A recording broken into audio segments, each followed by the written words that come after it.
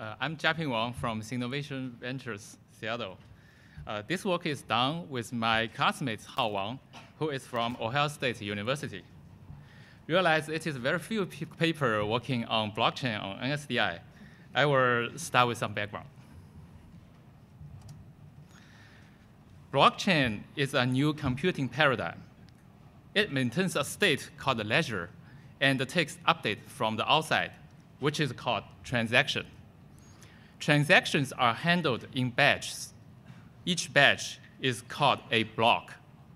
Each block points to its previous block and forms a chain.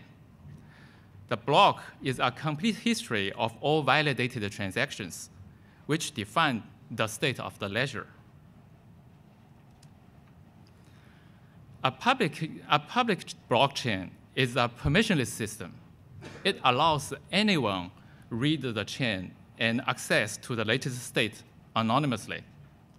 Anyone is allowed to write to the system by sending unconfirmed transactions. Valid transaction will be eventually confirmed and update the state. Illegal ones will be ignored. Unconfirmed transactions are valid and packed into blocks. This is called block creation. The actual logic of the block transaction validation and the state updating is defined by the application on top of the platform, which is called smart contract. Now, the question is, who is responsible and authorized to execute the smart contract and create blocks?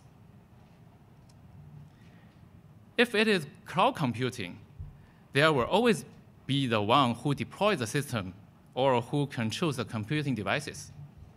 However, in public blockchain, no one controls the entire network. Anyone has chances to create a block, which is called a miner. Miners take turns for block creation, and it is unpredictable who will be the next.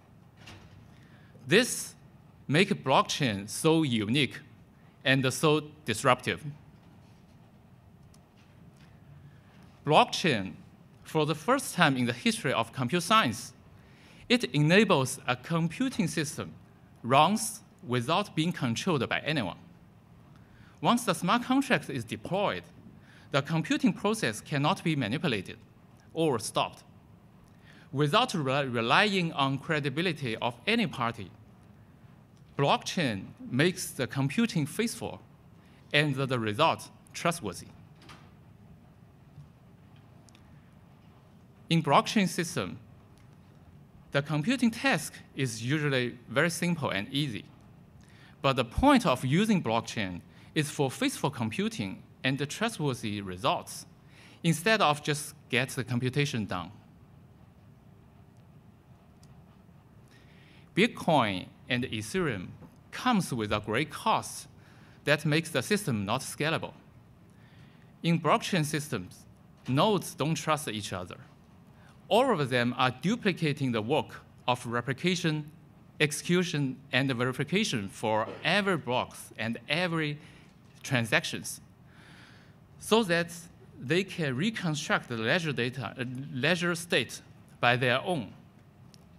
In the other words, every single node in the system is required to take care of all transactions appeared in the network.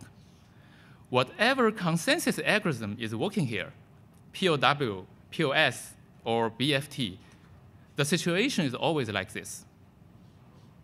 The root cause of scalability issue is not security or decentralization.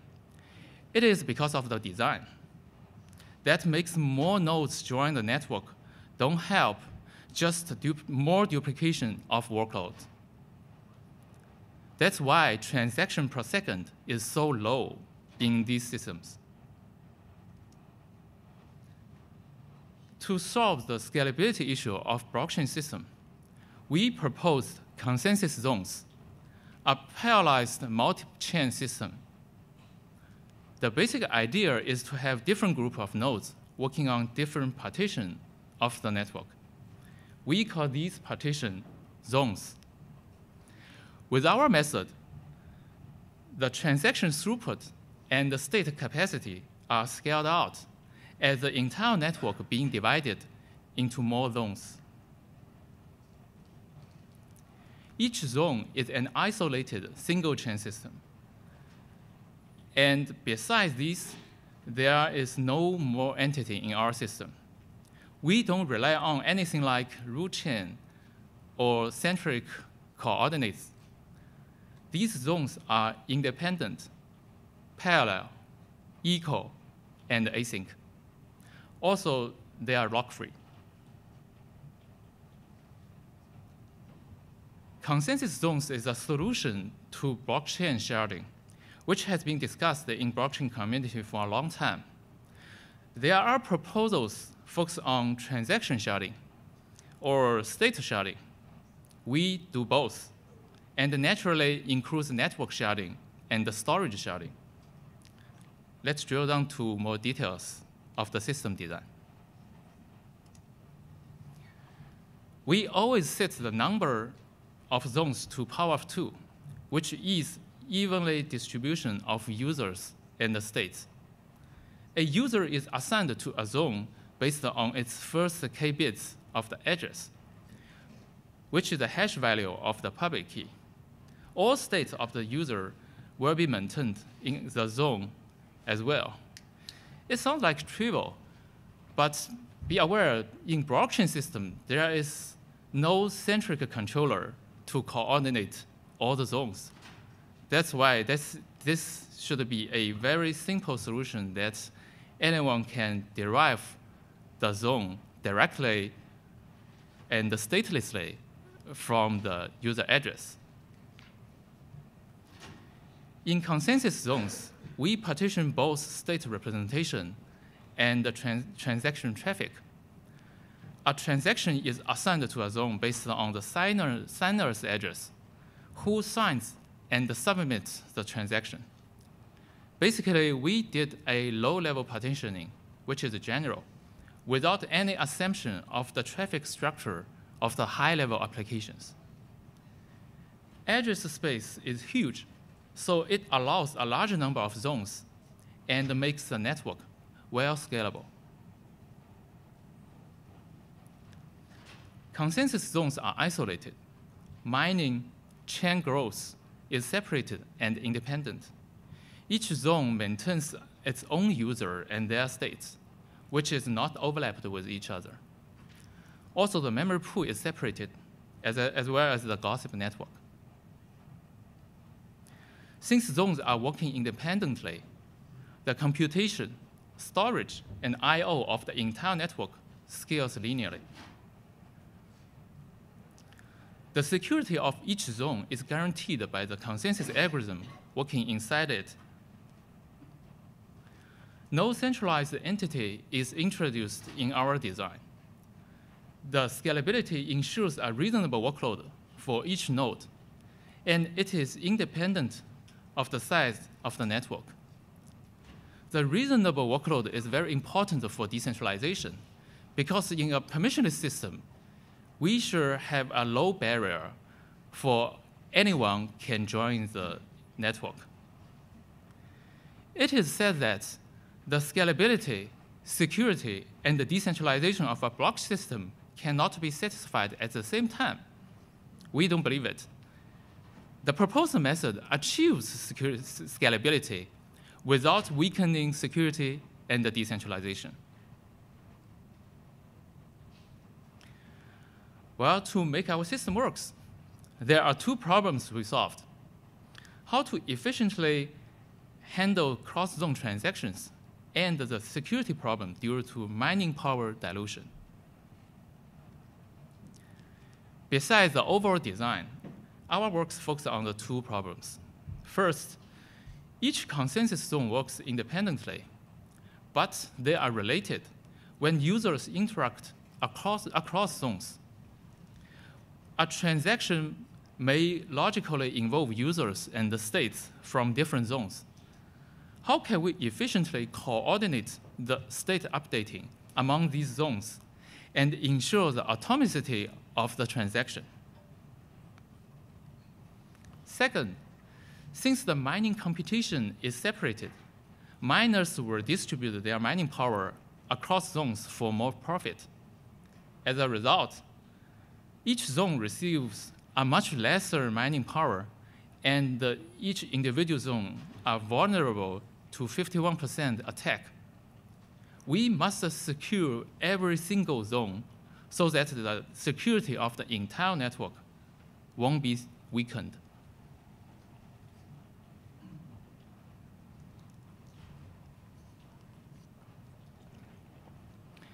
Consensus zones is maintaining a single and connected world. Users in different zones may interact with each other. We don't try to avoid cross-zone transactions. Instead, we handle it efficiently, no matter how many zones are there in the network. Let's start with a simple case, a payment transaction from address A to address B. They are in different zones. There are two operations in the payment logic. The first one is withdraw. It is a conditional operation. The operation can be accomplished only if the balance has sufficient funds. The second one is the deposit. This is an operation without a condition. It can always be done. In our system, user states are partitioned and maintained in different zones without overlapping. The withdraw operation must be executed in zone A so that the balance of user A can be deducted. The deposit operation must be executed in zone B so that the balance of user B can be added.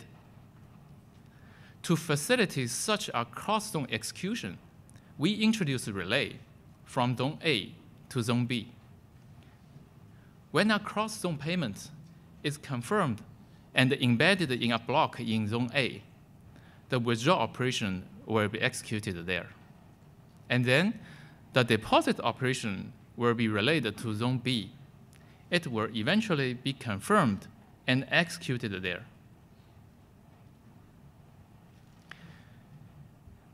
If we regarding every single chain blockchain system as a thread, basically we are coordinating multiple threads. So we use message passing between zones for handling cross-zone transactions. The relay is actually done by composing a special transaction, carries the deposit operation, and a proof of the withdrawal confirmation. This is called relay transaction. In our system, relay transaction reuse the same mechanism for normal transactions. They are replicated among nodes, wait to be picked up by miners. Once the relay transaction is picked up and confirmed and embedded in a block, the execution of the payment transaction is concluded. Related execution of transactions introduce a gap that atomicity is not fulfilled until the deposit operation is confirmed. As long as nothing prevents the relay transaction from being confirmed, the atomicity of the transaction will eventually be fulfilled. We call this eventual atomicity. Eventual atomicity requires operations of a transaction can be processed in parallel and multiple transactions, and makes those transactions can be handled concurrently. This ensures the efficiency of our system.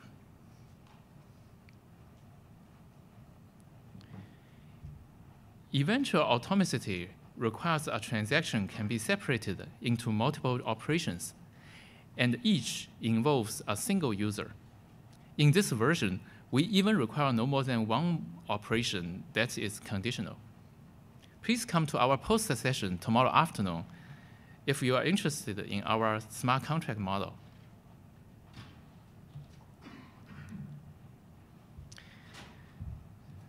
Mining power dilution. This is a fundamental problem that all blockchain sharding systems have, but it is ignored by most existing proposals. For POW system, it is dilution of hash rate. For POS and BFT systems, it is dilution of stake. Dilution problem must be solved before sharding system goes to production, especially the system is scaled out with a larger number of shards. Honest miners distribute mining power to least competing zone for maximal profit, which makes the mining power evenly distributed across all zones. The attacker don't distribute its mining power. Instead, it focuses all mining power towards a single zone. In that case, the single zone can be easily taken down by a small percentage of the total mining power of the network. Our approach is to prevent a miner from focusing mining power on a single zone. Security of a blockchain system requires sufficient mining power exceeding that of attackers. The physical mining power is defined by hash rate. That is how many hash calculation can be done in a certain period of time. While the actual fighting is about the speed of chain growth or the speed of block creation. We call this metric effective mining power. When a miner gets the hash solution, after many, many random retries, one block can be created for the single chain. So in this case, physical and effective mining power are equal.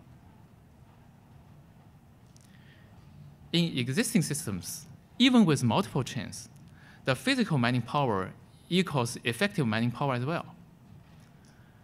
Thus, each zone received only a small piece of mining power of the entire network.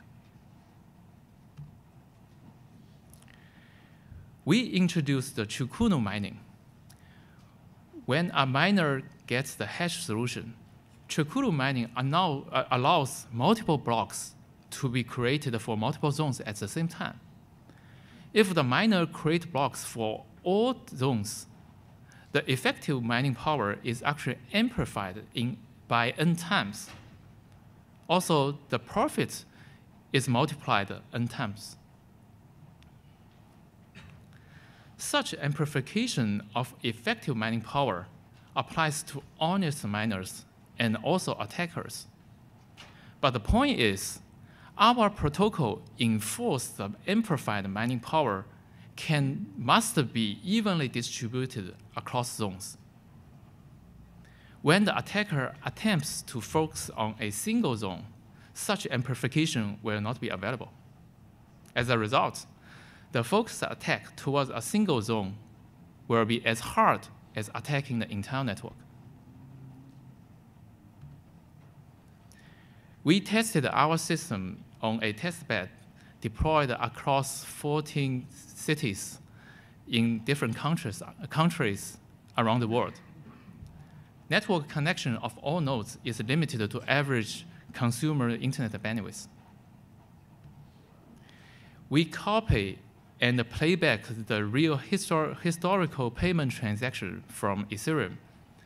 Here we show two plots with increasing number of zones. The top is the percentage of cross-zone transactions. The bottom is the throughput of the entire network. The throughput scales almost linearly up to 10,000 transactions per second with 2,000 zones. The percentage of cross-zone transactions increases with more zones. When there is more than 100 zones, almost all transactions are cross-zone. But the throughput of our system is lifting up continuously, even with more zones. It is because cross-zone transactions are well handled without being a burden on throughput. In conclusion, we proposed a parallelized multi-chain system that scale out blockchains without weakening security and decentralization. We partition all workloads of communication, transaction, states, and the block history, which makes the entire network scalable. We propose the eventual atomicity for efficient handling of cross-zone transactions, and the Chiku No Mining to eliminate the security problem due to mining power dilution. This is the first step of our new generation blockchain system. Please follow us on Twitter for more updates. Thank you so much.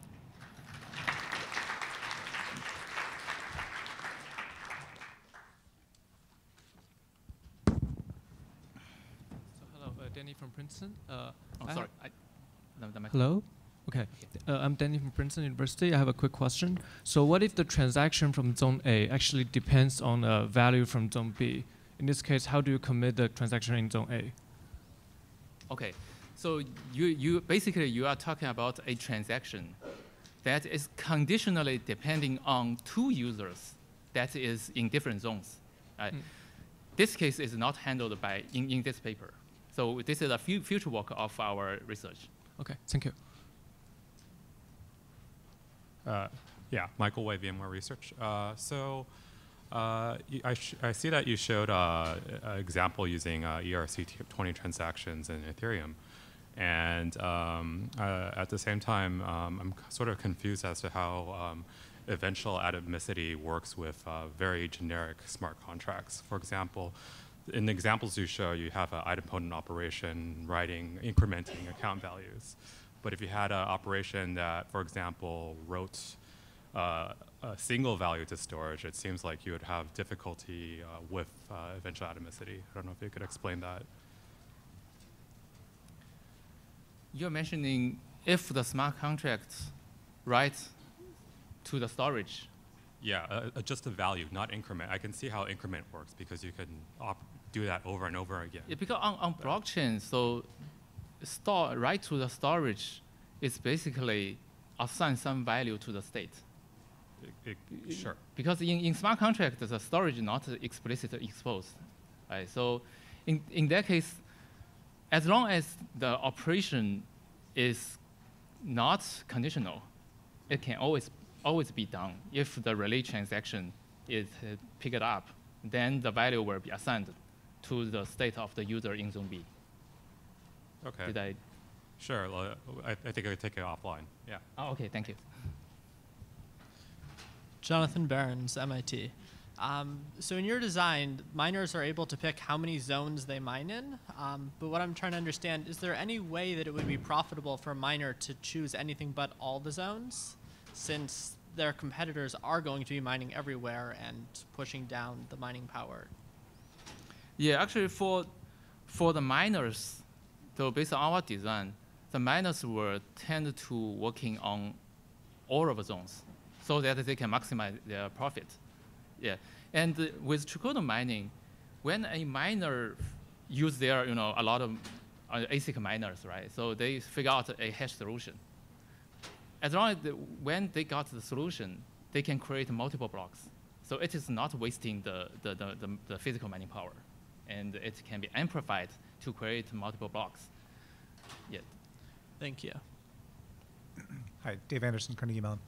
So as a preface to my question, I think I should point out, in your paper, you make the claim that your confirmation time is simply a function of the time for settlement is a function of the number of blocks that need to be confirmed, which is the standard Bitcoin assumption. But there was a paper about 1.5 years ago that showed that that's not really true. If you crank up the block rate, your confirmation doesn't reduce nearly as much as you want because it's actually a function of wall clock time. In other words, the amount of hash power that can be applied. So confirmation time, you can't just make to 30 seconds by adjusting a block time interval. With that said, what is the effect of cross-zone transactions on confirmation time if we make reasonable assumptions about the actual confirmation time? Okay, so we basically, our design is to parallelize multiple blockchains. So actually the confirmation latency is defined by the consensus algorithm working inside it. So the only difference thing is that if we consider a relay transaction, right? So if there can be aggressive or conservative, if we think a conservative way, it can be like we wait the first transaction to have sufficient number of confirmation, then we start to confirm its relay transaction. That's basically where we'll double the latency. Okay. Or we can confirm the relay transaction as long as there have a single confirmation of the transaction in zone A. In that case, possibly if there is a fork, the fork will make the confirmation in zone B to be invalidated. In that case, there is in our paper we discuss such a situation that either we can rerun the chain, or we basically just roll back the chain at this point. Okay. Thank you. Thanks. One more short question, yes. Hi, Christina Basescu, EPFL. So thanks for the talk. So I was wondering, does your solution, how does your solution handle Sybil attacks in BFT, PBFT-like consensus? So I see how you do it for, let's say, proof of work, and how you sort of avoid an attacker taking over a zone. But I was wondering how this works for PBFT-style consensus. Okay, yeah, it's a good question. So in our paper, we set the baseline using POW. So all the explanation, all the analysis is based on POW. Mm-hmm. It's actually for makes the paper simple, and the design can be adapted to POS and BFT, this kind of consensus algorithm. The first part for the relay transaction is almost the same, because it is just a different way to handle and create transactions. And the only difference thing is the Chiku No Mining. So Chiku No Mining is specially designed for POW algorithm. Mm-hmm. But this spirit can be extended to a new algorithm. Kind of share the spirit is that for the POS system, so the way we protect the Sybil attack is weighting the user or weighting the validator using its stake. So basically, if we enable a piece of stake to participants in all zones, with this way, we have so that we can prevent the dilution of the stake to those zones. Mm-hmm. This is also a future work of this paper. All right, maybe we can take it a bit more offline. Okay, thanks. Sure. All right, let's thank the speaker again.